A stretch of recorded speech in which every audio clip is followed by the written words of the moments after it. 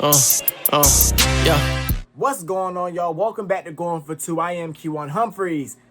And it is about that time, y'all. The Super Bowl is just days away. It will be here before we know it. And today, I'm diving into the matchup, giving my prediction, giving my thoughts, and giving, I guess, how each team could find their edge in this matchup. But before I do that, make sure to subscribe button, like, comment, subscribe, share with your folks. And let's get right into it. Okay. Seahawks and Patriots. This is a story that we've seen before. This is a Super Bowl that we've seen before. WrestleMania. Super Bowl 49 saw Tom Brady lead the Patriots against the, at the time, reigning Super Bowl champion Seattle Seahawks, led by Russell Wilson, Marshawn Lynch, and the Legion of Boom. We know how that story ends. Malcolm Butler gets an interception at the end of the game. Sure, they have ran the ball, so they did not have ran the ball. That was 10 years ago. Now we have some new faces. Drake May leading the Patriots, a second-year player, coached by his former player coach, Mike Vrabel. And then you got the first-year head coach, or maybe second-year head coach, Mike McDonald, leading this electric offense, headlined by Sam Darnold and Jackson Smith-Njigba, who just won Offensive Player of the Year last night. Let's talk about this matchup, man. For me, through the whole playoffs, and I know I haven't been talking about the playoffs because I've been busy, I've been very busy. I'm sorry about that. For me, the whole playoffs has been about what quarterback do I trust the most. For the AFC, I said I gotta trust Josh Allen. He ended up folding in spectacular fashion. For the NFC, I trusted Matthew Stafford because he's been there and he's done that. They end up losing to the Seattle Seahawks. So now I'm here with two teams, two quarterbacks who've never been this far before. Two quarterbacks before this season have never had no real playoff success. And I got to pick between these two guys, pick between these two teams on who I believe is going to win. So I want to look at the quarterback matchup first. We got Drake May, the runner-up for the MVP. I thought he might have won it. I thought he might have was going to win it, but he didn't end up winning it last night. They said he was just, one vote short or something or from winning the MVP. And you got Sam Darnold, a guy who has revitalized his career over the last few seasons, last year with the Minnesota Vikings and this year with the Seattle Seahawks. So I say, okay, who wins this QB matchup? Coming into the playoffs, I would have had Drake May hands down. Drake May was having a spectacular season. Protecting the ball, throwing touchdowns, making plays that had to be made to win the game. But over the last month of football, y'all, Sam Darnold has been better than this guy. Sam Darnold has been better. Now, I know in Seattle's win over the San Francisco 49ers in the division round, he ain't had to do much. Only threw for 100 yards and a touchdown. But last game against the Rams, he had to be spectacular, and he was. 346 yards and 3 touchdowns, no interceptions. Let's take a look back at last season from Sam Darnold. Sam Darnold, starting quarterback for the Minnesota Vikings. They played against the Rams and lost 27-9. He looked rattled. Threw for a touchdown, threw a pick, got sacked 9 times. And the question was, can we trust in Sam Darnold to get the job done in the playoffs? And for me, up until the NFC Championship, I was saying I don't think I can trust him. But he has made a believer out of me, y'all. So I think the quarterback edge goes to the Seattle Seahawks. Now, granted, Drake May looked the best in his playoffs, but he's playing against some really good defenses. He had the Chargers round 1, Texans round 2, and the Broncos last round in the snow. But, of course, I have to look at what my eyes are showing me. And my eyes are showing me that Sam Darnold is the better quarterback going into this game. We'll see how it turns out in the game because there are some different things I believe Drake May and this New England Patriots offense can do to move the ball. But, man, I'm rocking with Sam Darnold here. I look at the defenses. I'm looking at defenses now. I will say this. The Patriots, how pedestrian they've been on offense during the playoffs has been in large part to how good their defense has been. They haven't had to get into no shootout. They haven't had to pull nothing out of their bag too much because of how good the defense is. And to me thinking as a viewer, as a watcher, I'm thinking, okay, what does Josh McDaniels have cooked up for this Seattle defense? What does he have cooked up for this Super Bowl? Because we haven't seen too much come out the bag. We haven't seen too much. Now look at the Seahawks defense. I look at the Seahawks, I say, okay, this is a team that does not blitz a lot, but they're so good at moving guys, putting guys in their position that feels like they're blitzing a lot. And they actually have gotten pressure on 35% of dropbacks this season, which is 5th most in the NFL. And they run that cover 2 defense with that secondary that has speed and talent all over it. But I look at that game last 2 weeks ago against the Rams, and I say, this defense can be scored on for sure. I think about the play Puka Nacua wide open across the field on a crossing route. And I think about how you got to move the ball against the Seahawks. You got to get some big plays. You got to make some big plays. It's going to be tough to methodically get down the field against his defense. But if you can hit on the deep shots, you have a chance. And I look at Drake May and his offense. They've completed 7 long passes. 7 long passes. I want to say it was 7 passes over 15-plus yards. 15 yards downfield this postseason. That is what, 3rd in the NFL so far when it comes to the playoffs? So there is an ability for the Patriots to hit them down the field. You got Kayshon Boutte, who has been great this season, and since he came back from injury, he's been spectacular. You got Stephon Diggs. Stephon Diggs has become a guy that in prime time, he's going to show up. So I fully expect Stephon Diggs to have a really big game on Sunday. So there is a shot that they can move the ball against his defense. I think it's possible. I'm not going to write the wheel on this New England offense just because we haven't seen them with their backs against the wall having to get the job done. But this Sunday against the Seattle offense, you're going to have to put up some points. You're not going to win this game scoring 16 points or 10 points. You may have to put up 30. You may have to put up 30 to win this game.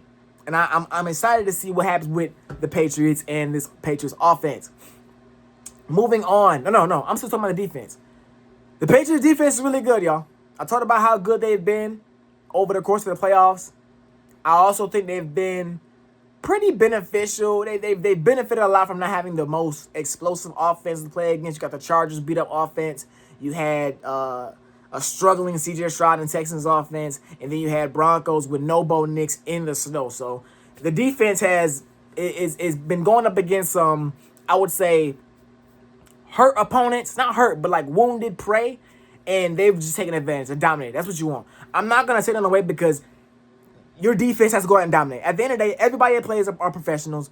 Your defense has to go out there and play the game to get the results they want to get. But this Seattle offense is going to be the toughest task that they've probably faced all season long, y'all. All season long. And I'm excited to see the clash of a really good defense and a really good offense. There are some key players that I want to highlight on the offensive end. Key players that I want to highlight on the offensive end that I think are going to make all the difference in the world in this game. I already talked about the quarterbacks. Jackson Smith-Njigba, Offensive Player of the Year. Yo, against the Rams, you were questioning, how is he wide open? And how is he wide open? It's easy to say that as a viewer, sitting on my bed, sitting on my couch watching the game. But if I'm scheming against him, man, and he moving all over the field, he has the ability to play the X, ability to play the slot, ability to play the opposite side receiver, ability. They even put him in the backfield sometimes. They ran a red zone scissors last game. He was wide open. So the ability to just move him all over the field makes him very, very difficult to keep a hand on and keep an eye on, man. But it's going to be important that the Patriots find a way to somehow limit his production. Gotta find a way to limit that production. For the Patriots, the first thing I want to talk about Ramondre Stevenson. Ramondre Stevenson, this is a guy who's had a reputation for putting that football on the ground. I mean, he was literally a fumble waiting to happen, y'all.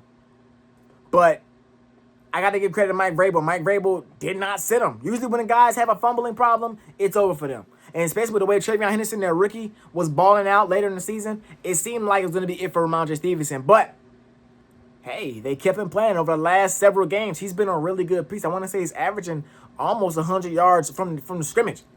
He's been averaging nearly 6 yards a carry, and he's big time in the passing game as well. So I want to say, I'm gonna throw Travion Henderson in there with them because the running back's gonna be very important in this matchup to me.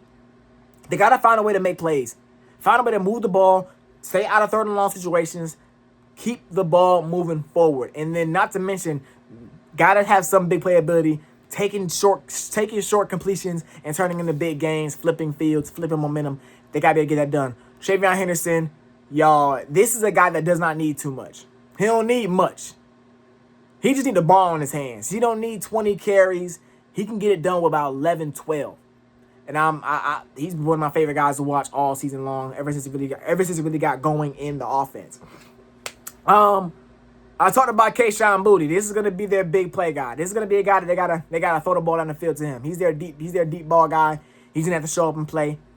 Stephon Diggs, of course. I really could name every offensive player on both of these teams. Cooper Kupp is a guy that I want to talk about a little bit more, though. Cooper Kupp leaving the Rams, coming to the Seahawks, and just kind of going from that role of being like the main guy until Puka showed up to now kind of being like the secondary guy last season and then even more this season behind how brilliant JSN has been. Man, Cooper Kupp is clutch. Just like he was when he won a Super Bowl, just like it was when he won the Triple Crown and won the Super Bowl MVP, this guy is still clutch. He made a big-time third down grab last game that put the game away. It's like, when in doubt, when the game is within the balance, watch out for Cooper Kupp, man.